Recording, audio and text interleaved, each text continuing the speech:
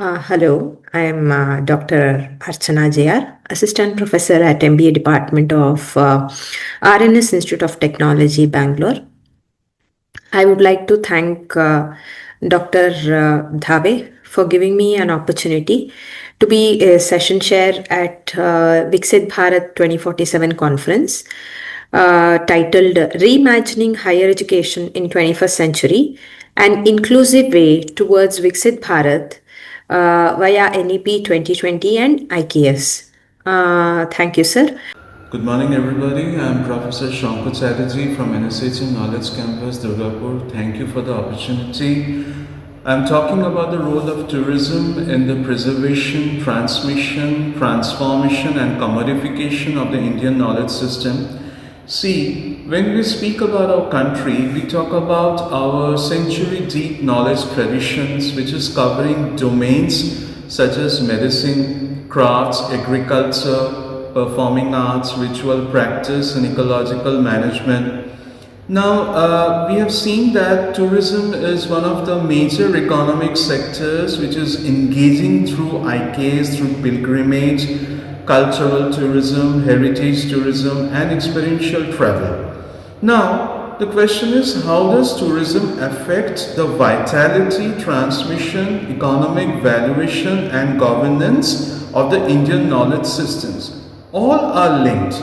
See, when we talk about institutional and community strategies, they help us to secure positive outcomes while minimizing harms.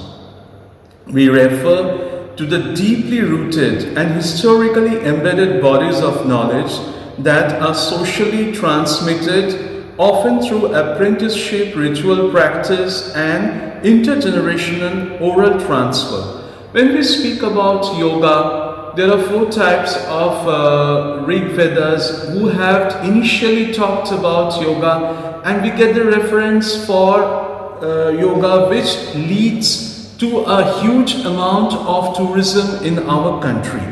Now, when we speak about something intangible, for example, songs, rituals, craft making, know-how, medicinal practices, we try to conceptualize Indian knowledge systems. Now, there are various studies which show that tourism is providing markets and visibility for endangered crafts and performance traditions. We are also creating economic incentives for younger generations to learn and continue practices. Now there is a demand for authentic experiences, which tourism says, and it also talks about repackaging knowledge into consumable products, risking loss of context and meaning. Now, pilgrimage routes and sacred sites act as vectors for the reinforcement and spread of ritual knowledge, oral histories, and localized cosmologies. The impact of tourism depends heavily on whether communities control access, narratives, and benefit sharing. Top-down tourism development often marginalizes knowledge holders. Now, indigenous and traditional ecological knowledge often provides low-impact resource management practices. You see, tourism can both threaten and support such stewardship depending on the regulatory frameworks. Now, basically, when we talk about IKs, it's a broad area, but I do believe that tourism is going to be a great game changer in the coming years, not only in our revitalization of the economy, but economic growth of the nation as well. Thank you so very much. So, going forward, today I would like to review the paper submitted by Professor SANKHA Chatterjee and Professor Debanjan Jalder. And the title of the paper is Role of Tourism in the Indian Knowledge System. I would like to first of all start by congratulating the authors for doing a good job. And I would like to also indicate few strengths of the paper that I see a clear conceptualization of the Indian knowledge system done by the authors, And they have made an effort to show the tangible and the intangible aspects of Indian knowledge system.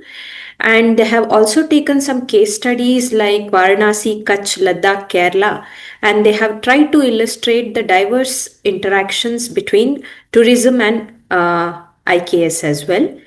And they have also provided practical policy recommendations like community-led governance, documentation with rights protection, and integration of IKS in planning.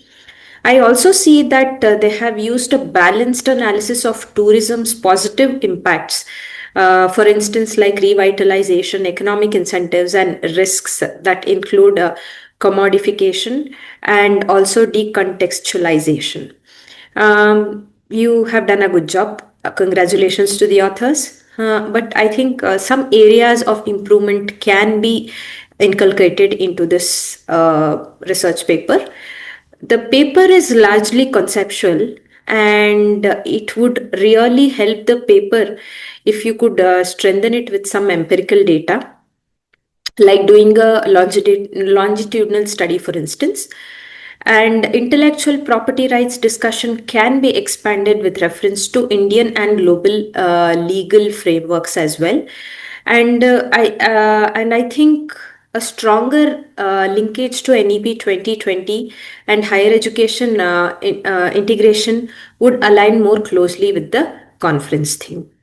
Being said that, the overall review of this paper is they have provided actionable recommendations for policymakers and communities, and they have also provided a thoughtful contribution to understanding tourism's role in sustaining Indian knowledge system. Again, thank you. Have a nice day. Respected Chair, distinguished members of the faculty, esteemed colleagues, and members of the academic community, a very good morning. My name is Dr. Indrajit Acharyya. I am a SAC Professor of Law, Umesh Chandra College. Today I present a research paper co-authored with one of my students, Mr. Amitayu Chaudhary, first year BBLB student, Amit University, Kolkata. Title: Epistemic Sovereignty and the Edifice of Viksit Bharat, a doctrinal exegesis on realigning constitutional autonomy with indigenous jurisprudence in the era of NEP 2020. In the conference, Reimagining Higher Education in 21st Century, an inclusive way towards Viksit Bharat via NEP 2020 and IKS. The central concern of our research is straightforward, yet foundational. As India approaches the centenary of its independence, the vision of Viksit Bharat 2047 is often articulated in economic, infrastructural, and technological norms. While these dimensions are indispensable, our paper argues that development without intellectual and epistemic sovereignty remains incomplete. A nation cannot fully mature as a knowledge power if its universities continue to operate primarily within inherited colonial modes of thinking. Indian higher education, particularly legal education, has for long been shaped by Eurocentric positivist traditions introduced during the colonial period. This influence has not merely survived independence, it has been institutionally reproduced. The result, as scholars such as Upendra Bakshi have noted, is a condition of juridical alienation, where law is often taught and practiced in ways that are detached from social, ethical, and cultural realities of Indian society. The NEP 2020 seeks to address this rupture. Its emphasis on Indian knowledge system is best understood not as cultural revivalism but as an attempt to restore epistemic plurality to allow indigenous system of reasoning to coexist with global intellectual traditions. Concerns are often expressed that inclusion of IKS may violate Article 28 of the Constitution. But Supreme Court and jurisprudence, however, provides a clear answer. In Aruna Roy vs. Union of India, the court distinguished between religious instruction and the academic study of philosophy, ethics, and culture. Similarly, in Santosh Kumar vs. Ministry of HRD, Sanskrit was recognized as a cultural and intellectual resource rather than a vehicle of religious indoctrination. Our position aligns squarely with its institutional understanding. IKS, when taught analytically and without devotional intent, is not only permissible, it is constitutionally legitimate. At the same time, the paper strongly cautions against uncritical revivalism. Certain traditional texts contain norms that are incompatible with constitutional morality, particularly equality and dignity. NEP 2020 rightly identifies autonomy as a central yet academic excellence. Yet autonomy in India has a well-defined constitutional meaning, articulated through judgments like TMA Pai Foundation and PA Inamdar, which established that autonomy is the norm and state regulation the exception. Viewed through this lens, the proposed Viksit Bharat Adhishtan Bill 2025 warrants careful scrutiny. A regulator without financial insulation, risk becoming an instrument of executive influence rather than a protector of academic freedom. A similar tension is visible in legal education, where Bar Council of India, exercising statutory monopoly under Advocates Act, continues to resist the multidisciplinary flexibility envisioned by NEP 2020. Without reform in this domain, the broader educational transformation remains structurally constrained. Finally, the paper identifies a rare pedagogical opportunity in the replacement of colonial criminal statute with the Bharatiya Nyaya Sanhita and allied laws. This transition creates a clean slate for legal education, allowing for the integration of Nyaya logic in evidentiary reasoning and Mimamsa principle in statutory interpretation, while remaining firmly anchored in constitutional morality. To conclude, Viksit Bharat cannot be achieved through administrative reform alone. It requires universities that are genuinely autonomous and epistemically confident. Our paper argues for a dual commitment: autonomy in governance and authenticity in knowledge. If India can successfully blend constitutional morality with its own intellectual traditions, its universities will not merely contribute to national development, they will offer the world a credible and human model of knowledge creation. Thank you. Today, the paper I would be reviewing would be of Dr. Aranjit Acharya and Mr. Amitayu Chowdhury. The title of the paper is Epistemic Sovereignty and Edifice of Viksit Bharat. This is a very interesting paper. There are some major strengths this paper exhibits, such as it's ambitious and well structured. It is exploring National Education Policy 2020, as well as the Indian knowledge system, as well as the situational autonomy. There has been a strong doctrinal and comparative legal analysis done, taking into consideration the Indian case law. They have also exhibited clear articulation and the epistemic gap between indigenous jurisprudence and mainstream curriculum. There has been a balanced approach with respect to acknowledging both the promise of decolonization and the risk of revitalist or regressive interpretations. Some areas of improvement that I would like to share for this paper is, this is dense and highly technical.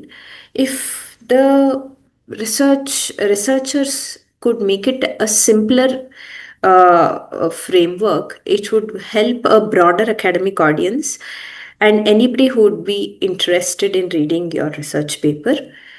This study could benefit from a more empirical or case-based evidence. This would also strengthen the practical relevance.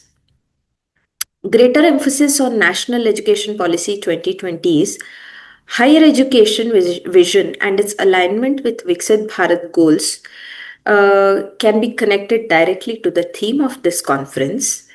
Overall, I would say that a rigorous and a thought-provoking paper has been presented by the authors that is trying to bridge the gap between constitutional law, policy, and indigenous epistemologists. So I would like to say that with a clearer representation and empirical grounding, this work can significantly influence both academic scholars as well as policy framework respected bodies. Thank you. Greetings to all distinguished delegates and fellow researchers attending this conference. My name is Mr. Milind Dilip Patil, and it is my privilege to present my detailed analytic research paper entitled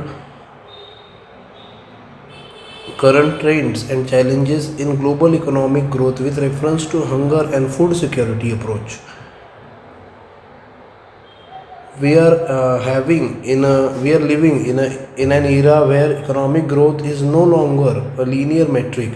It is a system of co-evolution. Today I will walk you all through how green growth, digitization, and geopolitical shifts are not just abstract market trends but the very factors that will determine whether we can achieve a food secure world. Let's begin with the green growth paradox. As my research highlights, The Asia Pacific region has been a powerhouse as my powerhouse, lifting over 1 billion people out of extreme poverty. However, this growth has been resource intensive. This leads us to critical intersection: food security. While having in the food security, while we pursue prosperity, climate induced instabilities, creating a massive hunger gap. Current policies put us on trajectory of 2.4 trillion US dollar worth agricultural transactions between developed nations. As resource intensity increases, the cost of staples rises, directly impact the most vulnerable. We cannot have green growth if the cost is regression in global nutrition. Next, we look at digitalization. Our findings show that industrial structures are shifting to drive productivity and reduce cost. But how does this apply to the food crisis?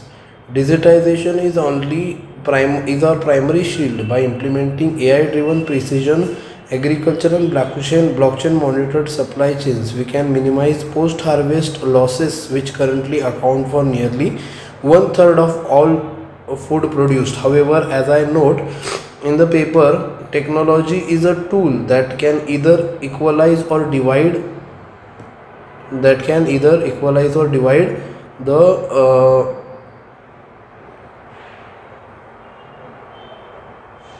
if we do not ensure that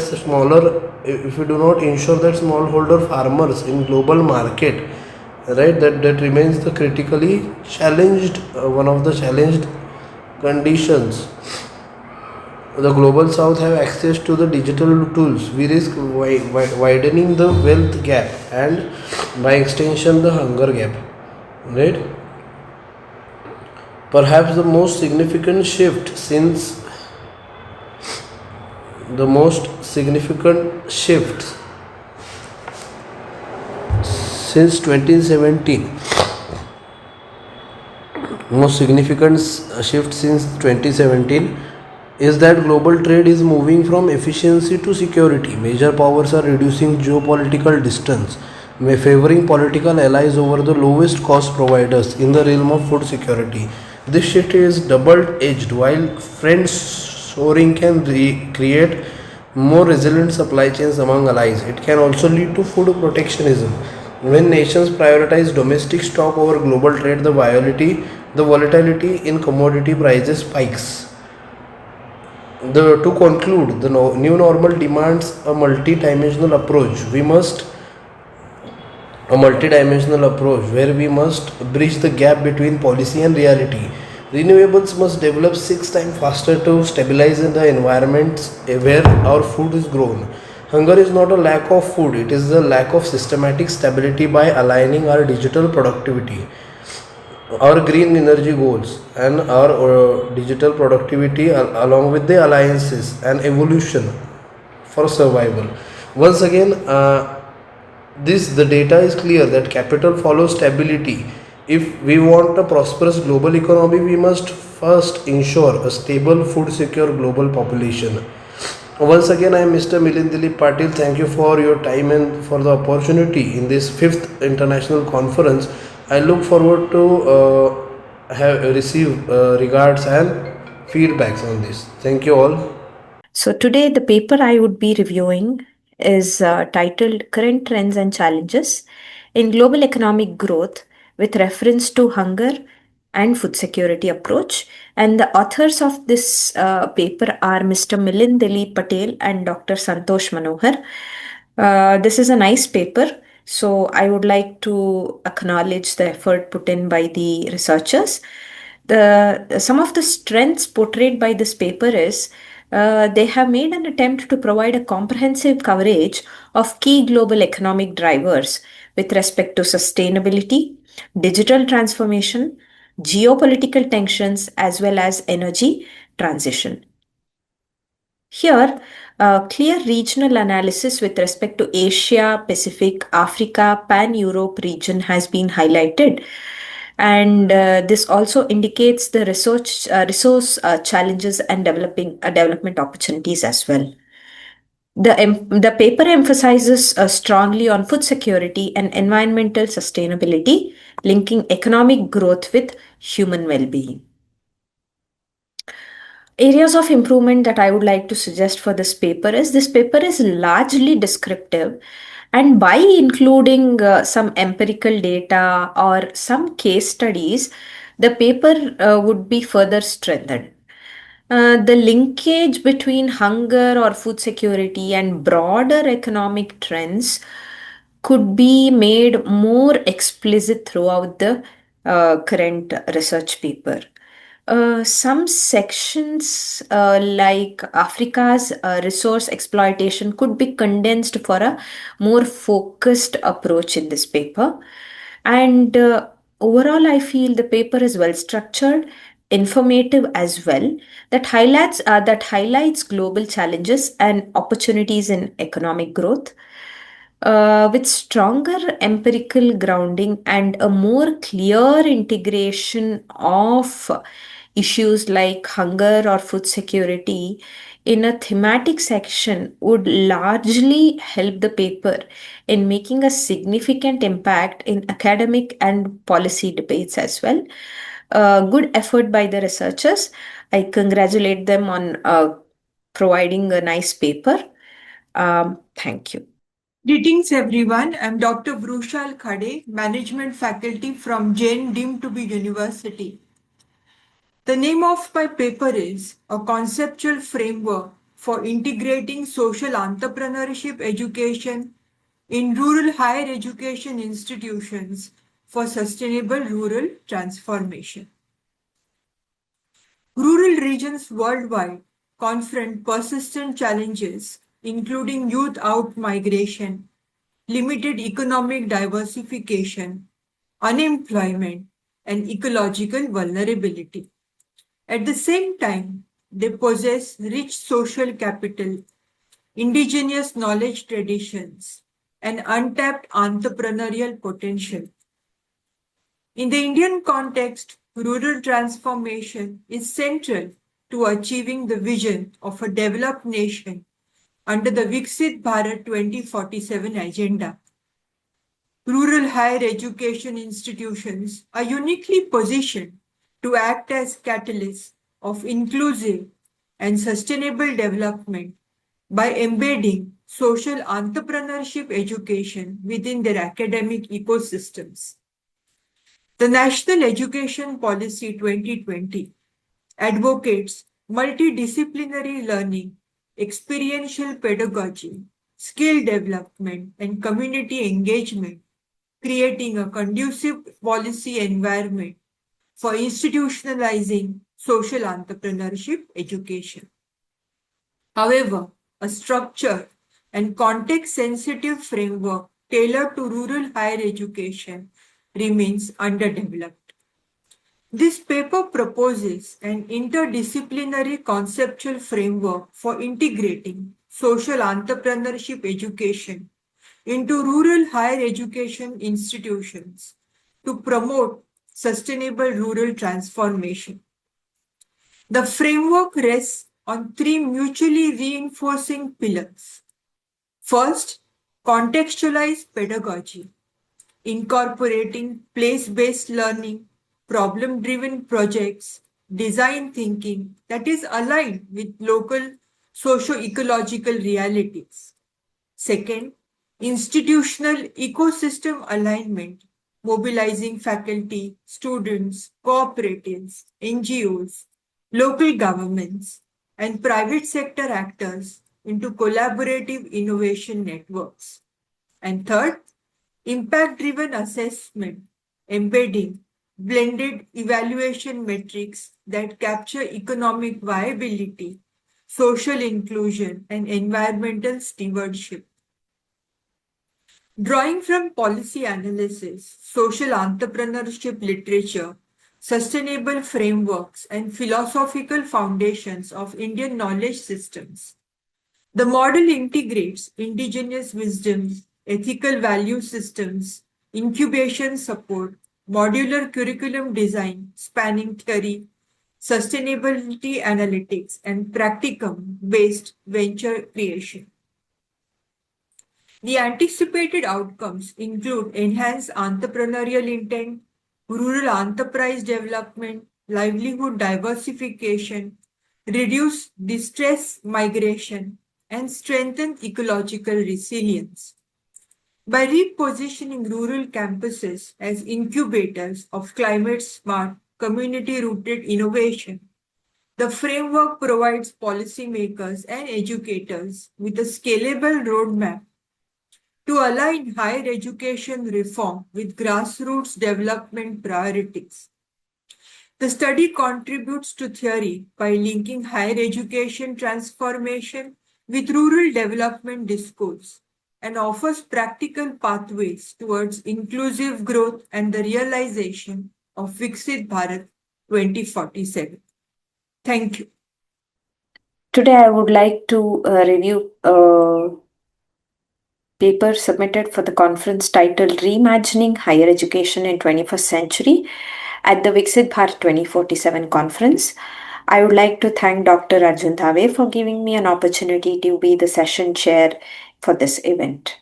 So, the paper I would be reviewing today is titled A Conceptual Framework for Integrating Social Entrepreneurship Education in Rural Higher Education Institutions for Sustainable Rural Transformation, authored by Dr. Vrushal Khade. So, this is a very nice paper. Some of the strength is timely and relevant focus on rural transformation aligned with the vision of Viksit Bharat 2047. Strong integration of NEP 2020 principles is indicated in this particular paper with respect to multidisciplinary learning, experiential pedagogy, and community engagement as well. I see that the current paper has a clear conceptual framework built on three pillars, that is, conceptualized pedagogy, institutional ecosystem alignment, as well as impact driven assessment as well. I see that the Indian knowledge system has also been incorporated into the curriculum design. This further adds depth and sustainability to this particular paper. Some areas of improvement I would like to suggest is the framework is conceptual, and there is a scope for the author to include empirical case studies or pilot programs that would strengthen this particular paper with respect to practical applicability. A stronger connection to global rural development models may further broaden the comparative insights as well. Overall, I believe it's a well conceived and innovative paper that positions rural higher education institutions as catalysts for transformation that is sustainable.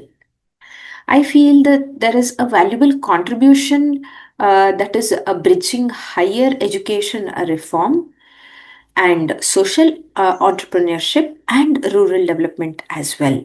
So, overall, the author has done a good job and the paper is well articulated. Congratulations to the authors. Thank you.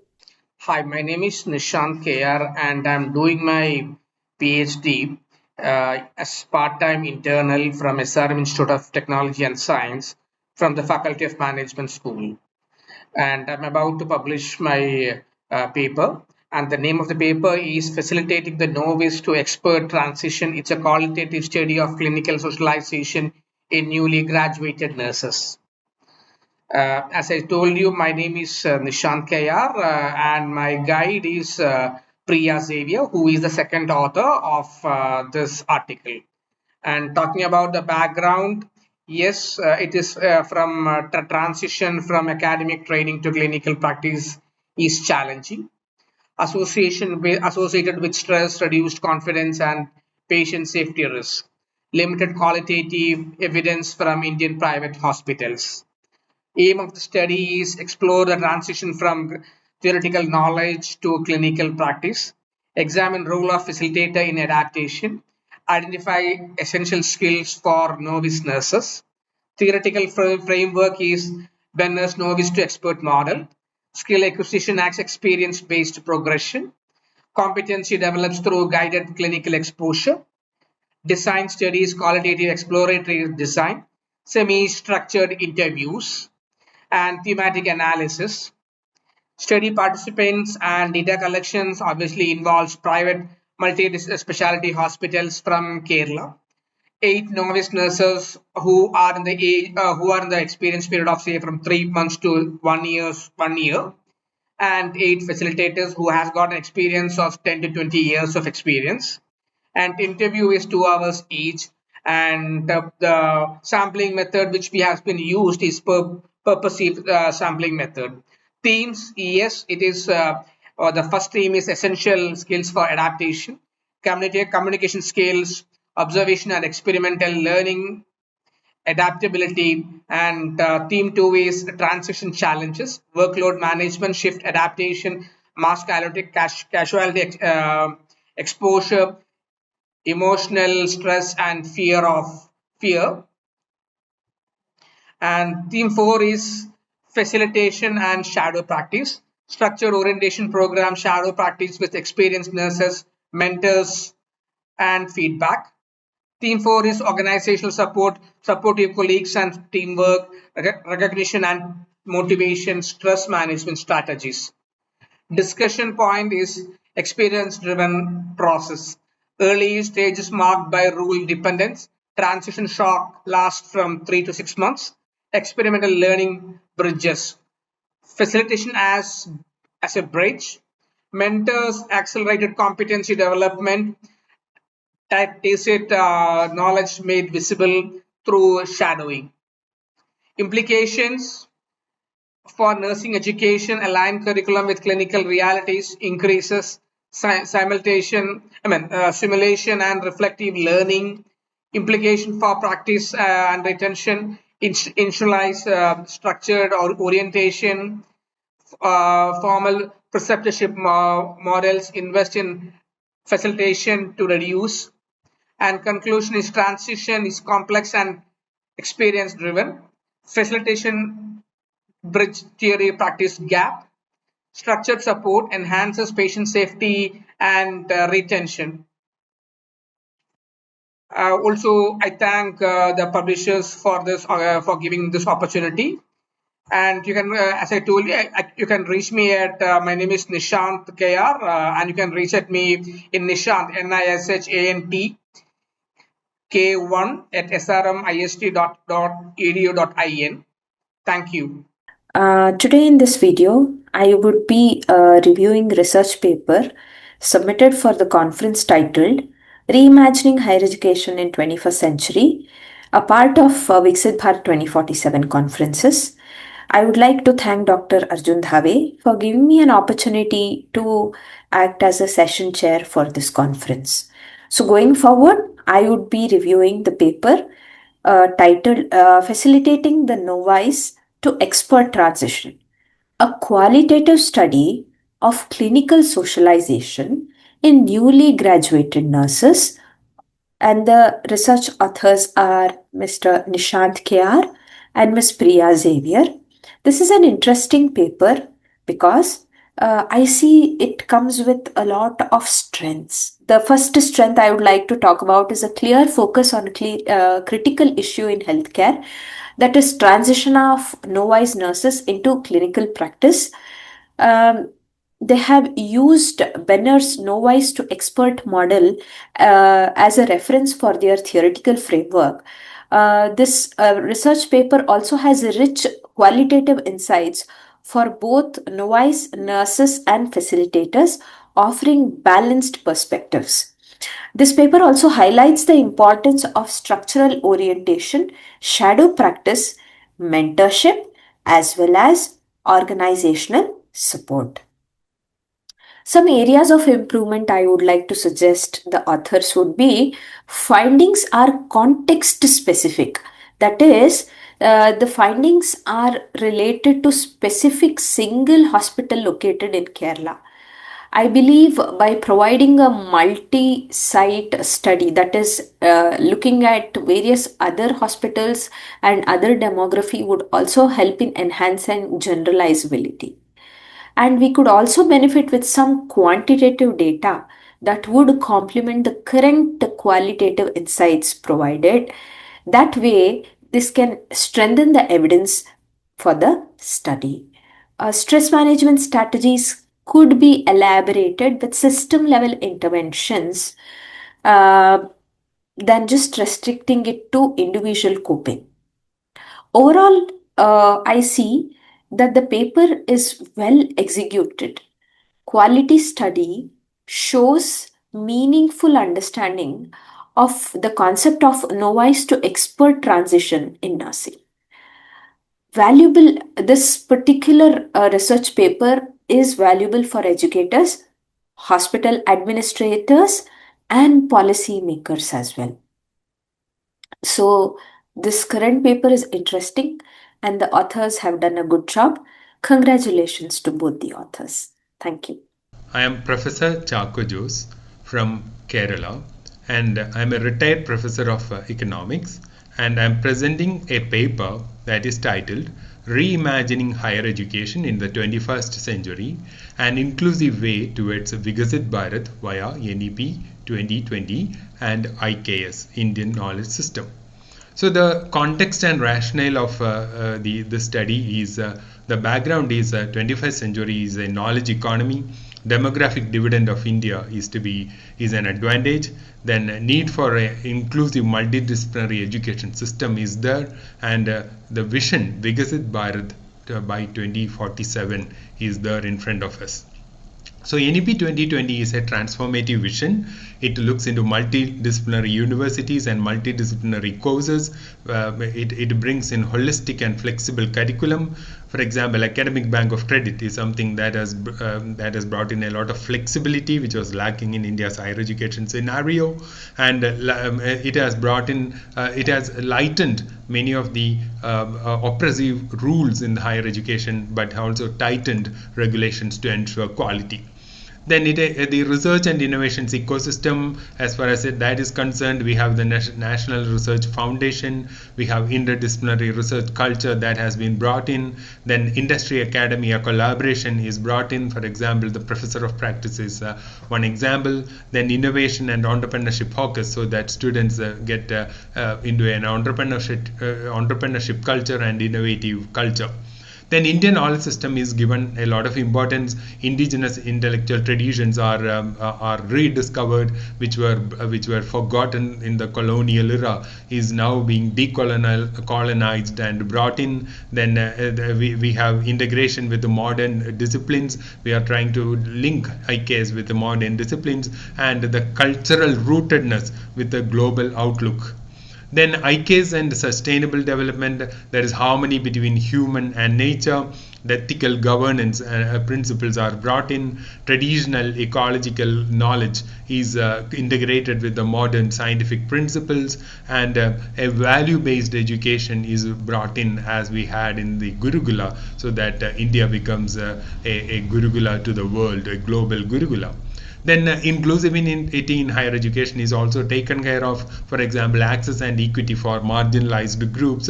Then linguistic diversity and regional languages are given importance. For example, now even technical courses like engineering is being offered in regional languages. Then scholarship and mentoring system is brought in, so that those who are in need of financial support and emotional support get it. Then we have modernized the curriculum to match the global standards. Then we have brought in digital and technological inclusion as well, so that there is online and blended learning models, so that those who are not able to attend a regular college also get a chance to do that. Then virtual labs and open resources are popularized. Then digital infrastructure expansion is taking place on a very, very large scale, and it all this helps to bridge the wide gap we had between rural and urban areas. Of course, there are challenges and implementational gaps. For example, funding is a problem, but government is taking care of that. Then faculty capacity building is again a problem. We have to train our faculty members to align themselves with the goals of and methodologies and pedagogy of higher education. So that has to be taken care of. Then we have to avoid superficial IKS integration, because many people try to integrate fancy ideas of Indian knowledge system with the modern education, thus taking away the seriousness of IKS. So that has to be taken care of. Then ensuring measurable inclusion and outcomes. So to conclude, the road to Viksit Bharat is very clear. We have to balance excellence with the equity. We have to integrate innovations with ethics. We have to promote research and global engagements, and we have to build culturally confident knowledge society. Thank you for your patient listening, and I conclude my presentation with this. This is authored by Professor Chacko Jose P. So some of the strengths of this paper is this is a timely and relevant topic with respect to National Education Policy 2020 and Indian knowledge system, as they are the drivers of inclusive higher education. The paper exhibits a strong articulation of historical inequities, and it also mentions the need for structural reforms in Indian higher education as well. There has been a balanced discussion of Indian knowledge system integration, as well as highlighting both cultural rootedness and scientific validation as well. Some of the areas of improvements that could be suggested is the paper is largely policy focused, and inclusion of empirical case studies or institutional level examples can be added to make this particular research paper more practical. And a greater elaboration on assessment mechanisms, that is with respect to inclusivity and Indian knowledge system integration. By doing this, you would be adding more clarity to the paper. Overall, I believe that the paper is thoughtful and has an effective connectivity with respect to National Education Policy 2020, inclusivity, and Indian knowledge system towards India's development as well. Valuable contribution has been made by the researcher to academic and policy discourse with respect to higher education transformation. Thank you. Good evening, Vedanta and everyone. I, Dr. Garima Raghuwanshi, Associate Professor in Rungta International Skills Universities and GD Rungta College of Engineering and Technology also. Thank you so much for giving me this opportunity presenting my paper on the topic of Indian knowledge system based on virtual simulation and case-based learning for management students. In this study, we basically target the technological enable learning in transforming management education nowadays, and the virtual simulation and case-based learning, which is providing the experimental learning to the students, and yes, enhancing their decision-making capacity, their leadership skills, problem-solving skills, and the communication also, which helps the student for the becoming industries ready. In the introduction part, I also include the modern manager needs practical skills beyond the theoretical knowledge. Their traditional lecture methods are insufficient for their personality development, and the business schools adapting experimental learning approaches, which is virtual simulation plus CBL, create realistic learning environment, encouraging active participation and application of knowledge. Our background of the study is virtual simulation and the case-based learning, which both enhance the student performance and their thought process. The theoretical foundation of this research is basically students learn through experiments, reflections, applications, experiments, and the simulation and CBL align strongly with this theory. When we talk about the management skills developed in this paper, basically they develop their decision-making capacity, their problem-solving skills, the leadership skills, their communication skills, and the strategic thinking also. The pedagogical advantage of this research is basically virtual and the simulation and case-based learning, which again enhancing the student performance and their skills. When we talk about the review of literature, so yes, studies show simulation improve knowledge and skills, high student satisfaction with virtual learning tools, and the VR simulation enhance understanding and the performance. Most prior research focused on medical student, and here we are targeting on the management student. Yes, there are also some research gap. That's why we focused on this topic. Limited studies on management student and the need to examine effectiveness in management education. Currently, studies address this gap. When we talk about the objective of this study, so yes, examine impact of virtual simulation on skills development, assess role of case-based learning, compare effectiveness of both methods, analyzing relationship with specific managerial skills, and the suggest integration strategies. Our hypotheses are no significant impact of virtual simulation on skills, no significant impact of CBL on skills, no difference between VS and CBL effectiveness, and no relationship between experimental methods and skills. When we talk about the research methodology, so there are 1,000 students of the management students, some are BBA and some are MBA. The location of Bhilai, Raipur and Durg. This is also convenient sampling, and we also use some statistical tools like mean, standard deviation, correlation, regression, and did our research part. Respondent profile, when we talk about, so male are 52%, female are 48%, MBAs are 60%, and BBAs are 40%. Majority age is between 22 to 25 years student. We are also did the descriptive statistics test also, and these are highly correlated. Interpretation is also very significant. The reliability test also internally consistent to each other. Virtual simulation, like when we talk about the virtual simulation, it is 0.86, that is very good. Case-based learning 0.88, that is also good, and the management skill is 0.91, that is also excellent. Correlation and regression analysis, when we talk about, so it's higher exposure, better managerial competency, and the both significantly enhance management skills. Hypothesis testing, when we talk about, so hypothesis 1 and 2 are supportive and hypothesis 3 is rejecting. So basically when it comes to the finding points, so high exposures to simulation and CBL, strong positive relationship with skills development, CBL slightly more effective than simulation, and the significant improvement in managerial competencies. At the end, when we talk about the conclusion, so yes, experiment learning bridges theory and practical gap, enhance industry readiness of a student, essential for modern management education, produce competent future business leaders.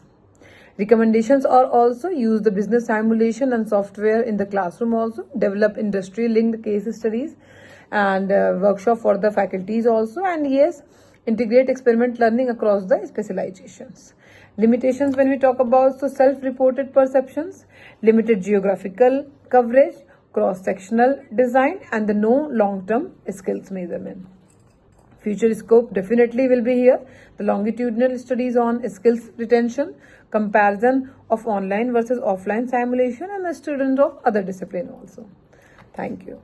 Based virtual simulations and case-based learning for management skill development among management students, authored by Dr. Namrata and Dr. Garima Raghuwanshi. This is an interesting paper as it focuses on technology-enabled experiential learning in management education. And the paper also talks about a clear integration of virtual simulations and case-based learning within the framework of Indian knowledge systems. Strong theoretical grounding with respect to experiential learning theory has also been included here. The empirical study has a large sample size of 1,000 students, thereby giving a robust strength for the statistical analysis. This paper also is a practical recommendation for faculty training, industry-linked case studies, and simulation adoption as well. Some areas of improvement that the paper can benefit from is the literature review is heavily drawn from medical education, I believe more management focused references would strengthen the contextual relevance, and the findings are based on self reported perceptions. Uh, I believe by including performance based measures, it would add a research rigor to the paper. Overall, the paper is well structured, has sufficient evidence, and also highlights transformative role of experiential learning in management education. This is providing a valuable contribution in bridging the gap between practical theory and preparing industry ready graduates as well. Congratulations to the authors on doing a good job. Thank you. Namaste. This is Keya Sarkar, Assistant Professor, Siddhartha Academy of Higher Education, Vijayawada. My topic for Viksit Bharat 2047 is From Post-Colonial Legacy to Prajna-Led Justice, a strategic roadmap for institutionalizing Bharatiya Nyaya into legal pedagogy for Viksit Bharat 2047. In the introduction, I would like to say that we are now moving towards intellectual sovereignty. The post colonial mindset has proved to us that we are we had started following Victorian justice system and Victorian legal system instead of our own indigenous legal system. The Victorian justice and victorious justice system has disappointed us, as it was not for the Indians. It was made by the Britishers to rule us for 200 years. The Victorian laws and the adversarial system of the Victorian laws was focused more on their own selfish motives rather than our indigenous population and their and their growth and development. When we are talking about our own development now, developed India today, we are talking about Viksit Bharat 2047, which is the goal, which will be reached by Indian Knowledge System IKS and our NEP 2020, which is showing the way towards Viksit Bharat 2047. Moving on, this research has been done using qualitative doctrinal method to provide a blueprint for the BCI for 2047. The jurisprudential crisis and the colonial imperative has talked about the political independence that we got in 1947, on which we were jurisprudentially dependent on the Victorian framework. The colonial structure, as I said earlier, was originally for controlled, which is now a bedrock for governance. These kind of colonial laws, which are there till now, somewhat amended by the latest amendments, are derived from Eurocentric paradigms. The rule of foreign procedure has sidelined indigenous concepts, creating a intellectual vacuum. There is a huge gap between law and society because the failure of Eurocentric adversarial model has happened in India. Indian concepts of samana vaya and sandhya, which means harmony and reconciliation, was put aside for European style justice, which was removing the concept of courtroom as a temple of justice, and it is day by day becoming a alien space with pendency of hundreds and thousand cases. With Viksit Bharat, we are moving towards a call for sovereignty, which is the imperative and prerequisite for Viksit Bharat 2047. We need judicial sovereignty. We need synthesizing ancient concepts of Dharma Nyaya with the modern constitutionalism. A Bharatiya legal identity that is linguistically and philosophically resonant. The outcome will be law as a protector of Lok Kalyan, increasing trust and stability. The methodological framework for this is the qualitative doctrinal research, as I told earlier. This will be done by interlining Constitution, NEP 2020, our old Artha Shastra, and Nyaya Sutras The purpose is the traditional texts are the living sources of prajna-led jurisprudence. The outcome would be validated roadmap for institutionalizing IKS, ensuring that the constitutionally sound and philosophically authentic transition from the Victorian laws to our Indian-led laws for Indians. The NEP 2020 has acted as a catalyst for the pedagogical reform. It has leveraged the NEP 2020 to mainstream Indian knowledge system and for restructuring the legal education for a sovereign and culturally rooted Viksit Bharat. We want to move toward in the policy mandates and the policies framed, we want to move towards identity and intellectual sovereignty instead of only access and equity for a sustainable Bharatiya centric system. Multidisciplinary education acts as a bridge to dismantle silo mentality and integrate IKS. IKS is the foundational lens for viewing all the modern legal subjects, incorporating Indian languages and wisdom.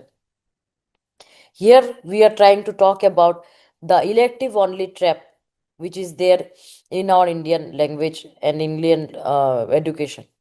Elective linguistic papers, etc., can now move towards IKS, which will become core status and core subjects instead of optional and non-core status. Current procedural focus provides only legal mechanics when we need jurisprudential prajna, which is wisdom for innovation. There should be a must towards synthesized curriculum treating Arthashastra and modern law as equally relevant. What we are moving towards is institutionalizing IKS for strategies of Bharatiya Nyaya from the grassroots by remembering Panchayat justice, Panchayat style ADR for achieving Nyaya, which is justice and harmony. Moving on, when we are talking about the blueprint, the curricular synthesis, we are trying to balance jurisprudential paradigms with blending the Western positivism with Bharatiya Nyaya Siddhanta. That will be done by bringing back the logical rigor of Tarka Shastra, by reintroducing Panchavayava syllogism with udaharanas for grounding reasoning in the social reality. The analytical school of West will be balanced with ethical logical framework of the East. The result would be producing globally competent professionals who will deliver justice which will resonate with the Indian soul. We are thinking about going back to linguistic and procedural decolonization by giving more emphasis to vernacularization and ADR roots. In the ADR roots, we are talking about dharma, we are talking about ethical depth, which is often lost in English translations. And we are trying to think about procedural decolonization by reintegrating harmony-centric ADR roots, which are Gram Sabha and Nyaya Panchayats. The shift would be from winner take all kind of justice of the West to resolution first of our Indian social stability in Viksit Bharat.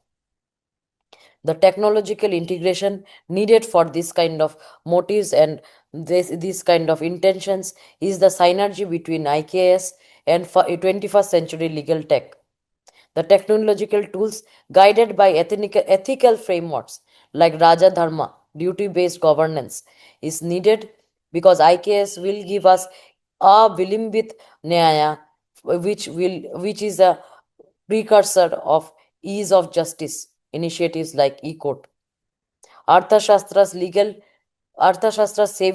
safeguards and accountability can be embedded into legal algorithms. Lastly, I would like to conclude by talking about the strategic recommendation for bringing all these high sounding ideals into the real life. This can be done by integrating Bharatiya Nyaya for a developed India. The vision is intellectual sovereignty and justice as an Indian ethos. intellectual sovereignty is needed by transitioning to Viksit Bharat 2047, which requires a legal system that is intellectually sovereign.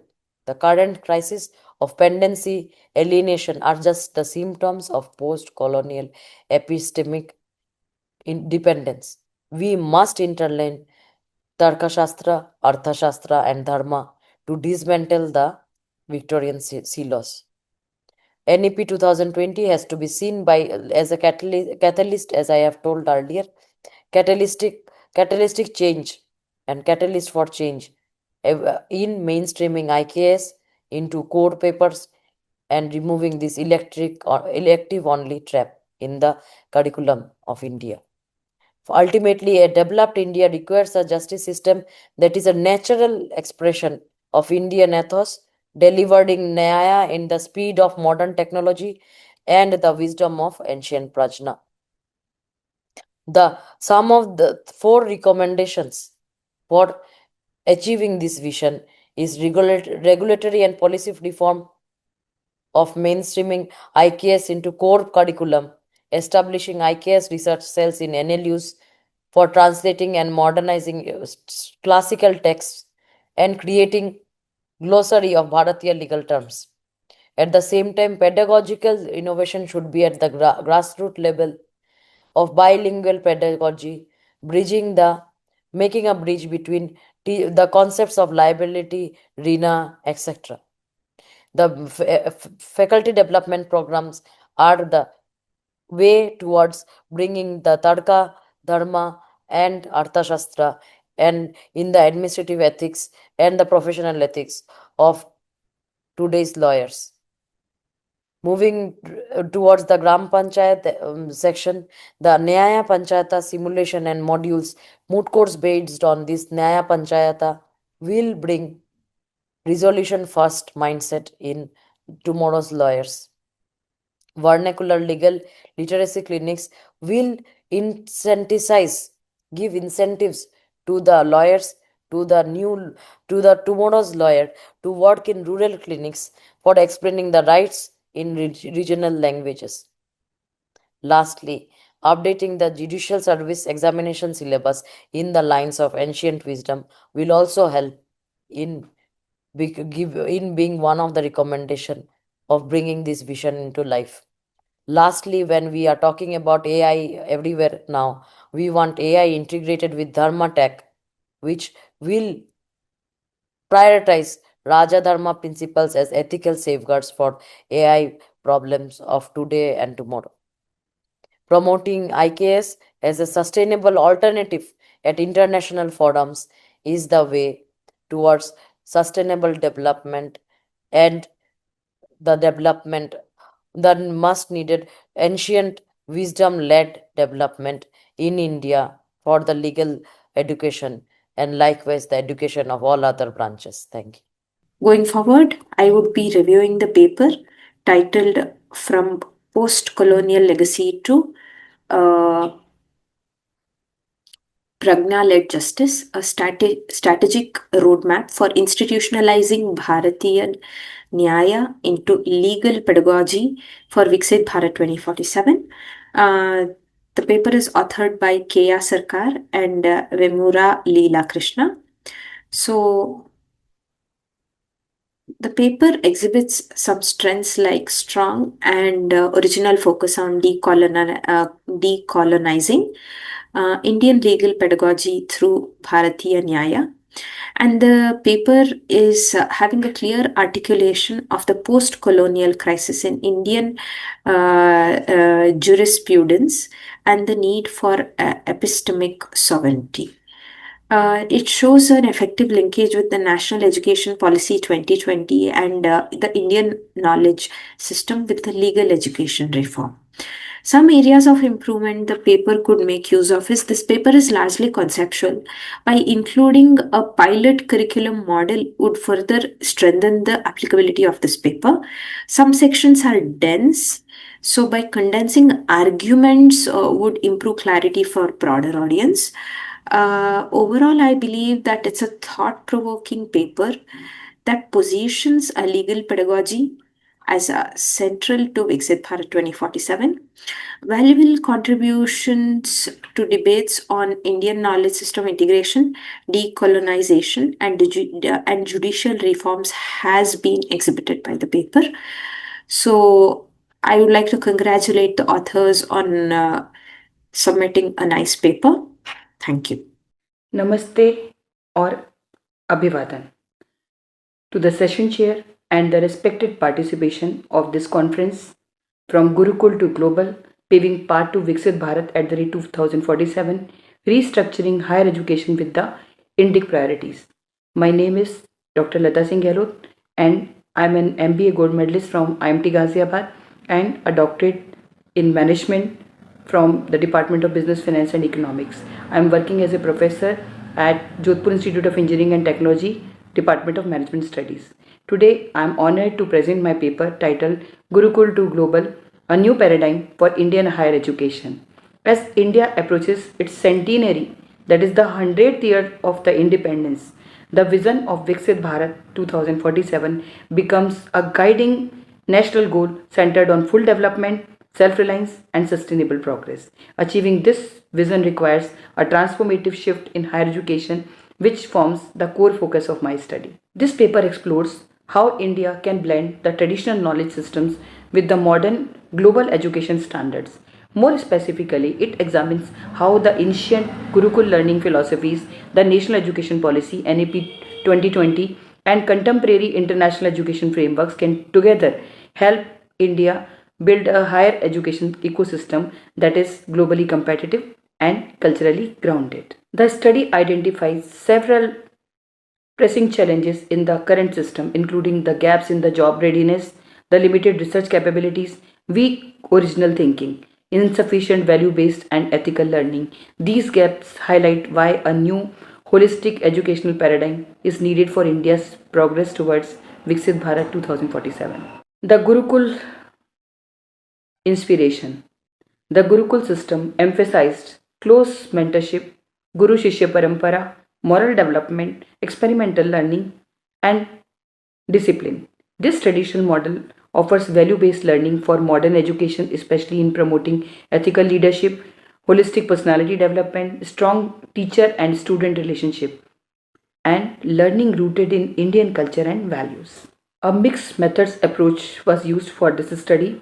It combines basically the analysis of the ancient texts and traditional practices, the review of the national and the international education policies, quantitative and qualitative insights from the students and the institutions.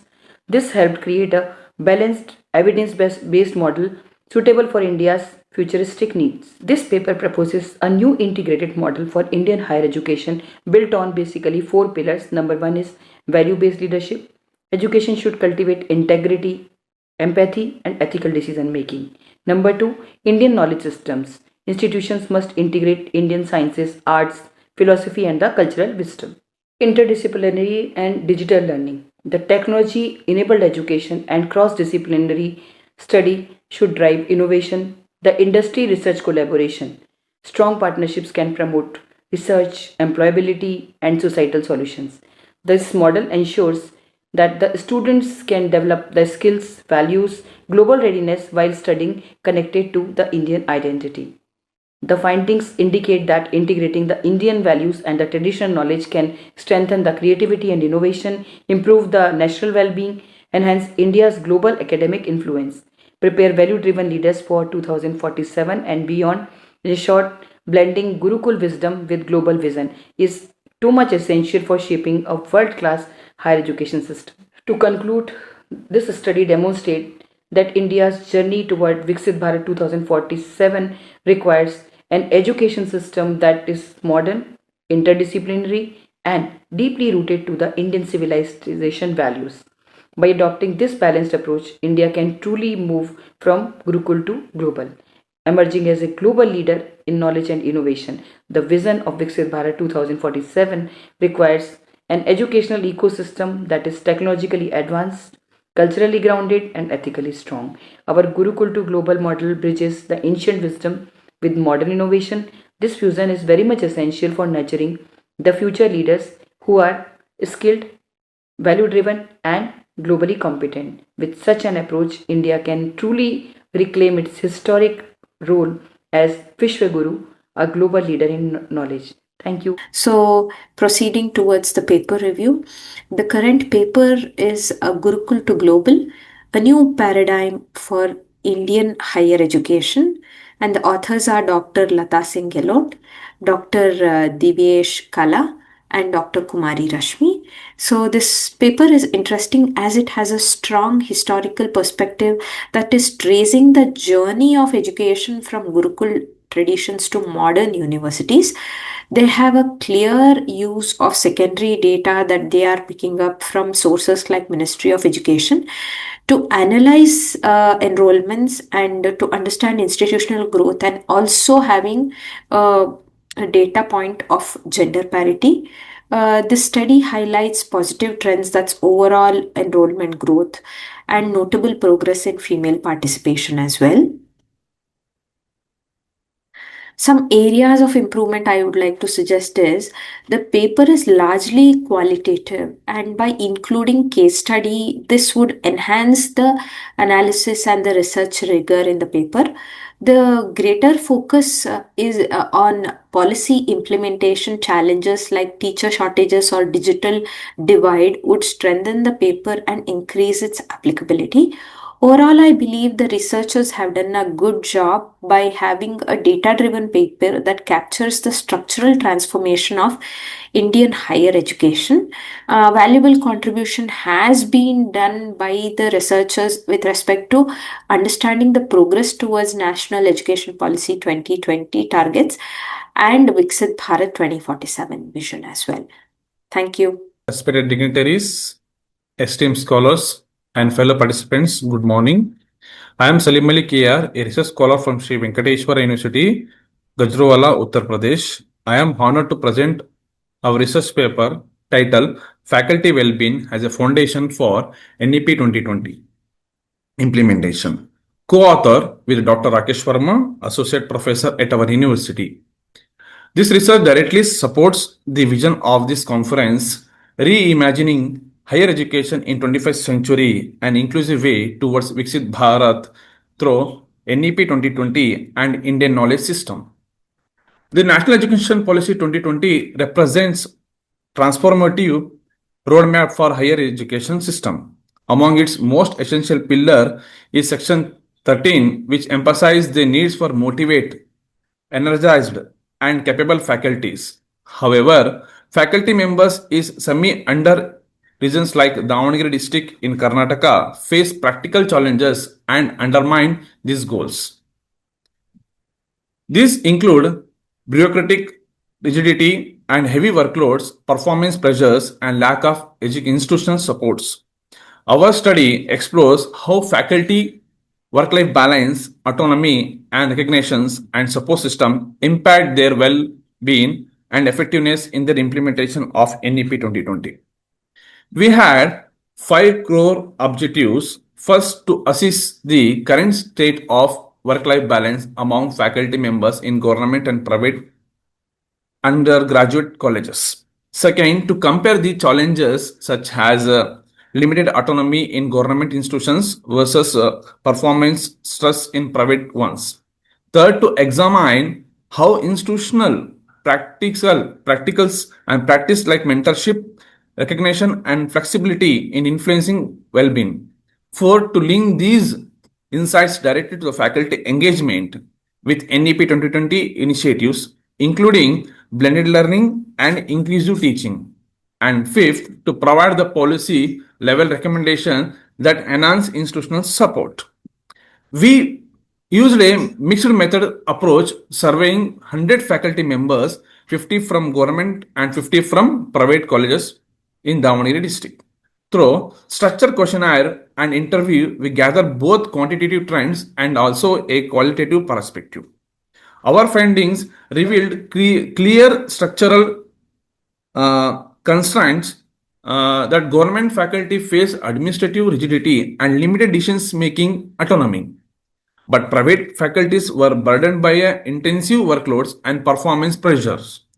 Across both groups, we found that when institution offers recognition, mentorship and manageable schedules for faculties showed higher job satisfaction and greater emotional reliance and strong engagement with NEP 2020 aligned pedagogy. This confirms that faculty well-being is not just a human issues, it's a strategic necessity. In the broader sense of Viksit Bharat 2047, faculty must be seen as a passive participants but a change makers. By prioritizing their well-being through supportive and inclusive institutional ecosystem, we empower educators to fulfill the goals of the both NEP 2020 and Indian knowledge system. In conclusion, our affirms that faculty well-being is a bedrock of successful education reforms. Policies alone cannot be create transformations. People do it. By supporting the educators at frontline of higher education, we lay the foundation for truly inclusive, empowered, and knowledge-driven Bharat. Thank you, one and all. I would like to review the paper today titled Faculty Wellbeing as a Foundation for National Education Policy 2020 Implementation. This paper is authored by Mr. Salim Malik as well as Dr. Rakesh Verma. This is an interesting paper as it is focusing on the timely issues of faculty well-being as a strategic enabler of National Education Policy 2020 reforms. It's a robust mixed method or approach that is combining surveys, interviews. Those are the both are qualitative and quantitative as well. It shares a strong linkage between work-life balance, faculty empowerment, and National Education Policy 2020 implementation outcome, that is blended learning, inclusivity, learner-centric pedagogy as well. Some areas of improvement I would like to suggest is the study is region-specific to Davangere.